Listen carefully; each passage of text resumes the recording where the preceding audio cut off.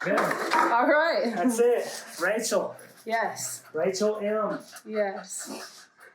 How you doing? Good. How are you? Life is good these days, huh? Life is good these days. Life wasn't always good though, right? No. Not for all of us. No. Life wasn't good for a long time. Okay. Yep. How did that come from childhood? I don't think so. I think a lot of mine was choices. I think that there were things that took place in my childhood that probably helped me make bad choices. But I feel like all of my stuff was definitely choices that I made. Yeah. Yeah. So you've taken accountability for the things that you've done. Now. Now I am. Yeah. Before, no. What did it look like before? I liked to find an out, a scapegoat, you know. I didn't like to admit, hey, I have a problem with these things, or hey, I'm not the person that I want to be, or, you know, anything that I could pass the buck to, I was. Oh, I did that because, you know, this situation, or, oh, I did that because of this situation. It was never my fault. And now, you know, I can look at that and just, I'm like, dang. Like, it feels a lot better for me to be able to say, hey, I did it and I was wrong, but now I'm moving better. I'm going better. Okay. So we were in the same place. I'll call it rehab, right? Well, Pier 1, actually, because this is going to be about Pier 1. Yeah. Right? That's what we're talking about. But you were in the Haven. Yeah, the mom's house. Yeah. So did, the standard question, did the Haven help you? Did Pier 1 help you? You know what? It did. I think it did. Actually, I know it did.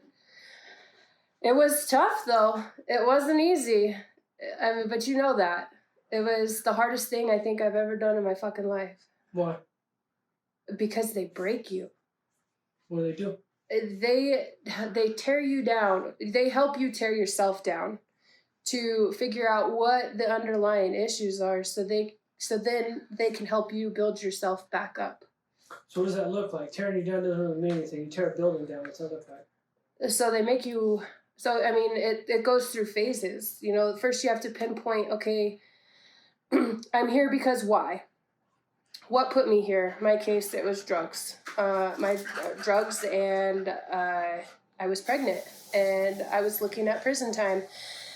And the one option that I had that kept me out of prison was going to the mom's house. And so that's where I went. And so when I got there, you know, there's this whole group of girls and they're working on all these things. And I feel, you know, I'm sitting there like, what the fuck are you guys working on? Like, how is this working for you? And I came to realize that there's these stages. You know, you get there and then you're in this, you know, this beginner stage. You're new. You've got to work on, you know, what your triggers are, what your problems are that you think you have, you know, and then you go through like different steps, such as, okay, well, I feel, you know, it's kind of going back to the accountability thing where like, why did I blame everything else on all of these other situations, and why am I not taking it for myself? So for me, you know, okay, well, are you willing to admit that you have a problem with alcohol? At that point, I wasn't. You know, am I willing to admit that I had a problem with drugs? At that point, I wasn't. So I needed to figure out, why was I going for those things if I didn't have a problem? Why were they my coping mechanism? Why did I go to those when I was struggling? So the first part of that was figuring out, okay, why do I do that? And then once I figured out why do I do that, or why have I been on this path that I've been on, they kind of helped me, okay, well, now we figured this out. Now let's help you figure out what is the healthy way.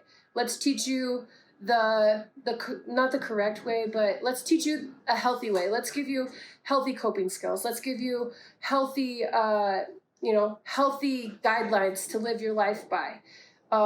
Let's show you structure, because obviously, you know, I was lacking that. I felt like I could do whatever I want, whenever I want, no repercussions. You know what I mean? And it kind of takes a slap in the face or a real hard reality check to kind of put your ego aside and work on the stuff that you need to work on to be a better person. So I feel like breaking them down looks like that. Building them back up looks like showing you the healthy techniques. After they show you that, but they don't just kick you to the curb and say, hey, you're gone. You got the skills. They give you OTC, so then you're at OTC and you're doing what you have to do at OTC with as far as like the classes go, What does OTC stand for? Outpatient Therapeutic Community. So you still have to do your checks, you still have to do your classes, you still have to do res checks, all of those things. So you're still supported by this healthy entity while finding your ropes with more freedom on the outside. And I feel like that's where the disconnect is, when people come out of situations and they don't have that hand to hold for, whether it's you're in OTC for 2 or 3 months or whether your OTC trip looks like 5 months. As long as you have that support while you're finding your feet into society, I think OTC is the part that really sets you up. Like the in-house part sucks and it's terrible. And to be honest with you, I don't know if Pierre has bus stop, but at the mom's house, bus stop was, if you were legally sentenced there and you sat on bus stop, that meant I'm done. Let me go. Take me out. I would rather do my time in prison than be here. And I did that. I sat on bus stop. I had my daughter in the program. She had been probably a month and a half old, and I had just had it. Like I had it. I was done. So I handed her to staff and I said, hey, I can't do this. I can't. This is too hard for me. And I passed her to staff and I said, she's got to go with my parents. And I think the best thing about it is, like, I got so much support from that moment. What was too hard? I think I was struggling with, rules, first of all. You come from being this wild person making your own choices to having all of these rules, all of these boundaries and all of these things that you have to comply with, and putting my stubbornness aside and putting the difficulty of wanting to accept that I was at fault for the stuff that I was doing. And that moment felt much harder for me than it was to stay. So it's easier to always run, it's easier to always run. And I was looking for any way I could without actually running. So it lies within the drive of the person. And I feel like, then this is my opinion, and I feel like the news stories were put out by a lot of the ones who didn't make it. And I mean, from my experience, there was a story that happened on the mom's house while I was in house. And I feel like the people who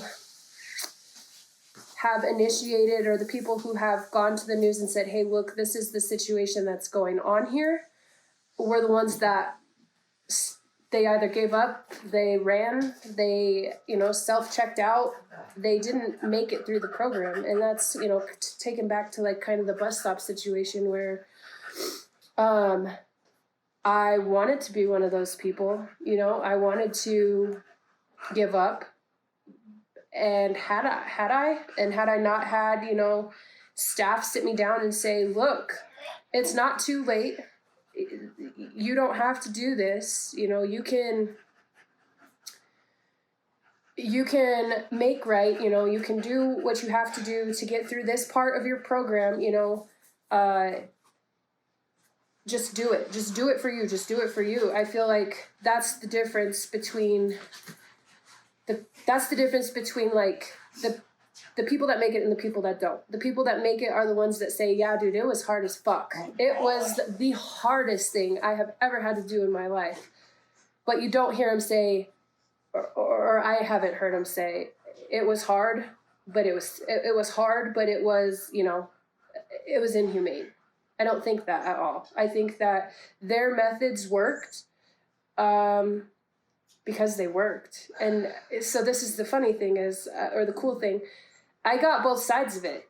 So I graduated from the Haven in 2000, or from, you know, Pier 1 Haven in 2016.